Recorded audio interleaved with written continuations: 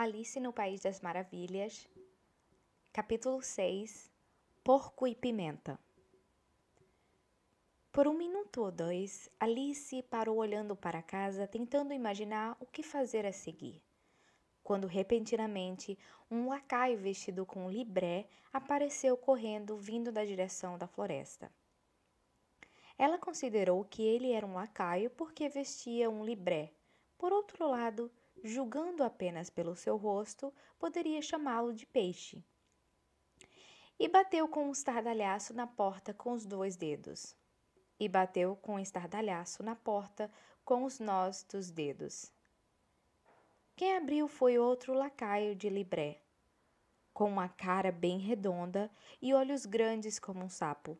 E ambos lacaios, Alice notou, tinham os cachos dos cabelos empoados. Ela estava muito curiosa para saber o que se passava e rastejou para fora da floresta para ouvir. O peixe lacaio começou por retirar por debaixo do braço uma enorme carta, quase tão grande como ele mesmo, e a estendeu para o outro, dizendo num tom solene: "Para a duquesa, um convite da rainha para jogar cricket." O sapo lacaio repetiu, no mesmo tom solene, apenas mudando a ordem das palavras um pouquinho. "Da rainha. Um convite para a duquesa jogar cricket." Então, ambos fizeram uma reverência e seus cachos embaraçaram-se. Alice riu tanto disso que teve que correr de volta para a floresta de medo que eles a tivessem ouvido. E, quando ela espiou novamente, o peixe lacaio já havia ido embora e o outro estava sentado no chão perto da porta, olhando fixo, estupidamente para o céu. Alice dirigiu-se timidamente até a porta e bateu. "Não adianta nada bater", disse o lacaio. "E por 2 motivos. Primeiro, porque eu estou do mesmo lado da porta que você. Segundo, porque eles estão fazendo muito barulho lá dentro. Ninguém vai ouvi-la." E certamente havia um barulho muito extraordinário acontecendo lá. Constantes uivos e espirros e de vez em quando um enorme barulho de coisa quebrando. Como se um prato ou uma chaleira estivesse sendo quebrada em pedacinhos. "Por favor, então", disse Alice. "Como eu posso entrar?" "Haveria alguma razão em você bater na porta", o lacaio continuou, sem dar importância a Alice. "Se houvesse uma porta entre nós. Por exemplo, se você estivesse dentro, você poderia bater. E eu poderia deixar você sair, certo?" Ele olhava para o céu durante todo o tempo que falava, e isso Alice achou decisivamente grosseiro. "Mas talvez ele não possa evitar?" A menina disse para si mesma. "Seus olhos não são tão perto do fim da cabeça, mas de qualquer maneira ele poderia responder às minhas perguntas. Como eu posso entrar?" Repetiu ela em voz alta. "Eu tenho que ficar aqui", o lacaio retomou, "até amanhã."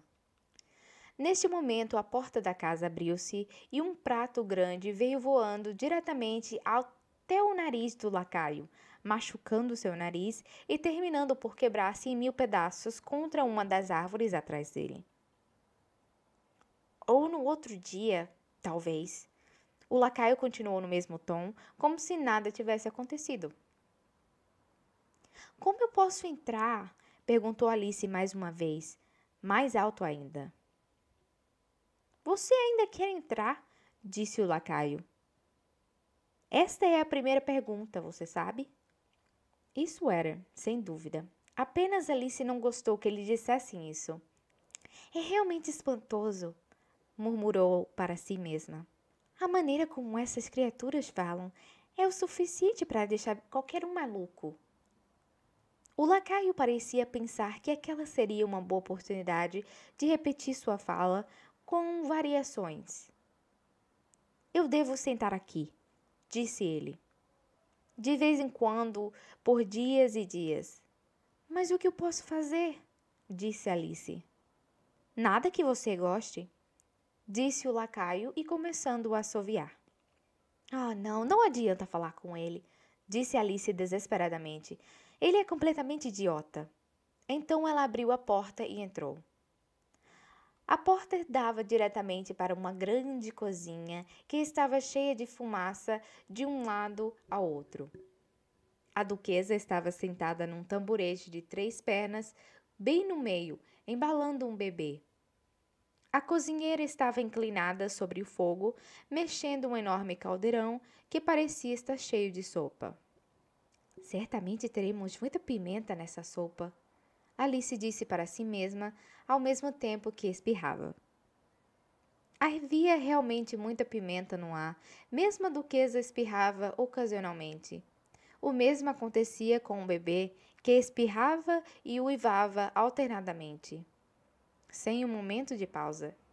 As únicas 2 criaturas na cozinha que não espirravam era a cozinheira e um grande gato, que estava deitado no centro e sorria de orelha a orelha. Por favor, a senhora poderia me dizer? Perguntou Alice timidamente, pois não estava muito certa se era educado falar primeiro.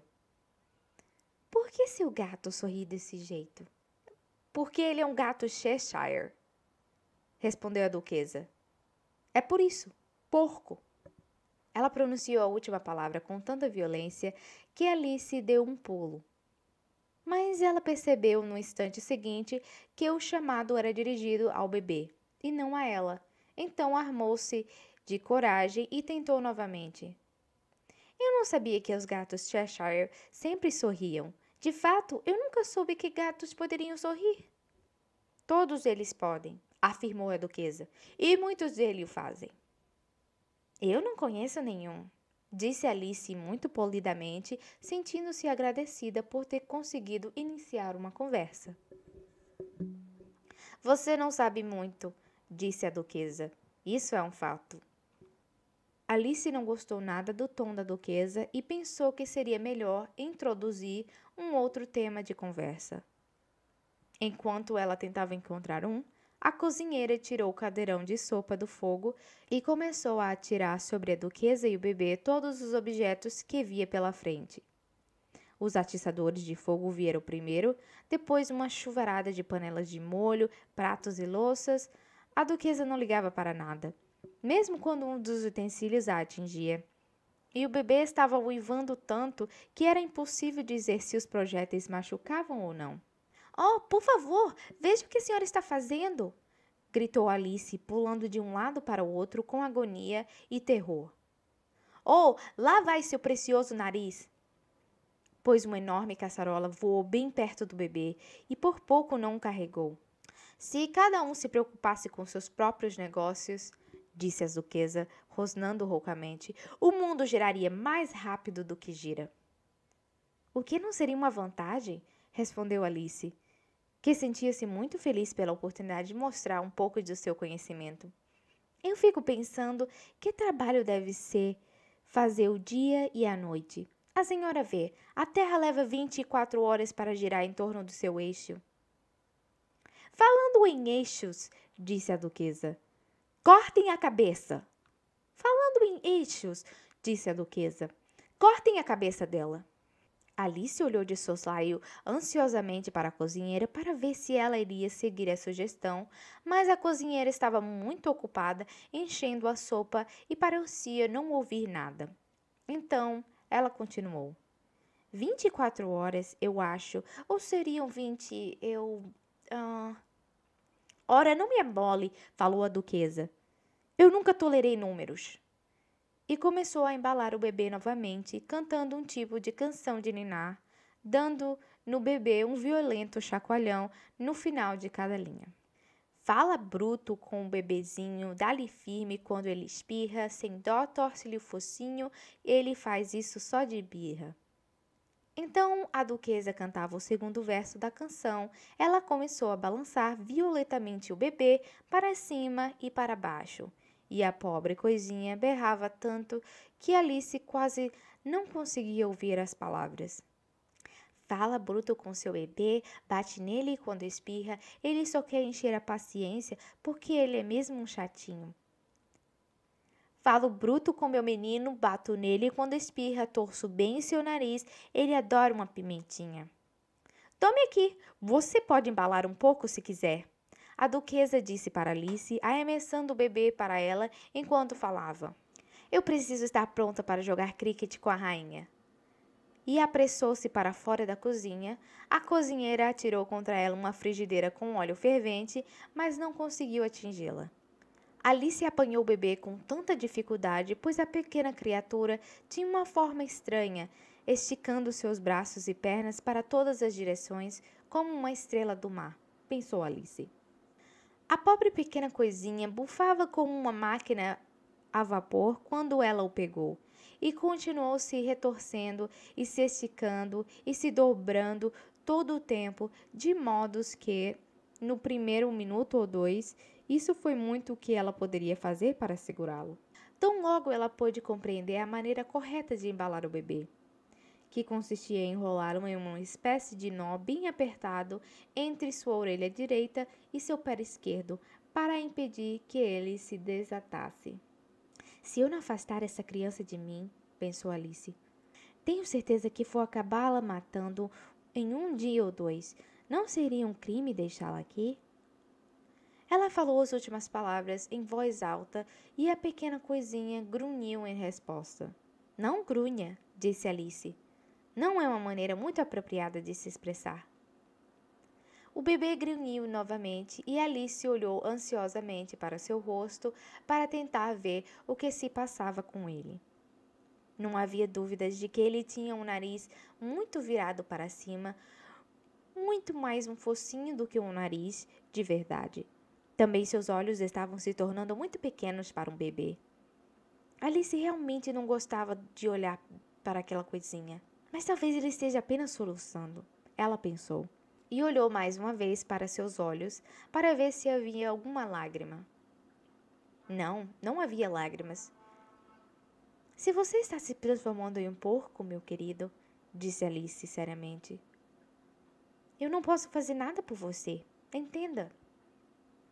A pobre coisinha soluçou novamente, ou grunhiu, era possível dizer que os dois ficaram por silêncio por algum momento. Alice começou a pensar consigo mesma. Agora, o que posso fazer eu com essa criaturinha? Quando eu vou voltar para casa?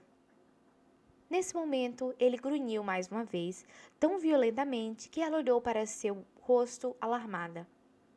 Dessa vez não poderia haver nenhuma dúvida. Ele não era nada mais nada menos que um porco, e ela percebeu o quão absurdo era carregá-lo para qualquer lugar. Então, soltou a pequena criatura e percebeu bastante aliviada que ele fugiu calmamente em direção à floresta. Se ele crescesse, continuou ela, ia se tornar uma criança extremamente feia, mas vai ser um porco bonito, eu acho. E ela começou a pensar em outras crianças que ela conhecia que poderiam muito bem ser porcos e que estava justamente dizendo para si mesma: se apenas soubesse a maneira certa de mudá-los.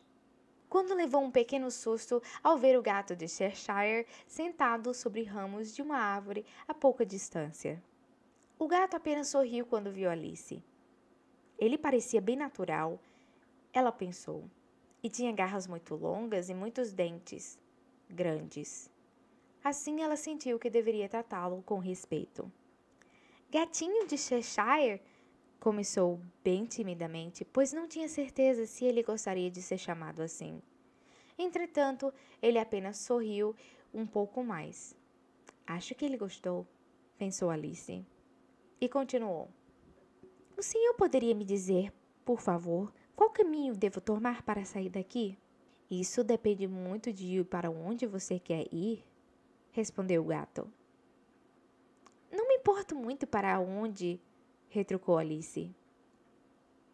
Então não importa o caminho que você escolha, disse o gato. Contando que dê em algum lugar, Alice respondeu. Oh, você pode ter certeza que vai chegar, disse o gato. Se você caminhar bastante. Alice sentiu que isso não deveria ser negado, então ela tentou outra pergunta. Que tipo de gente vive lá? Naquela direção, disse o gato, apontando sua pata direita em círculo, vive o chapeleiro. E naquela, apontou sua pata para outra direção. Vive a lebre de março. Visite qualquer um que você queira. Os dois são malucos. Mas eu não quero ficar entre gente maluca, disse Alice.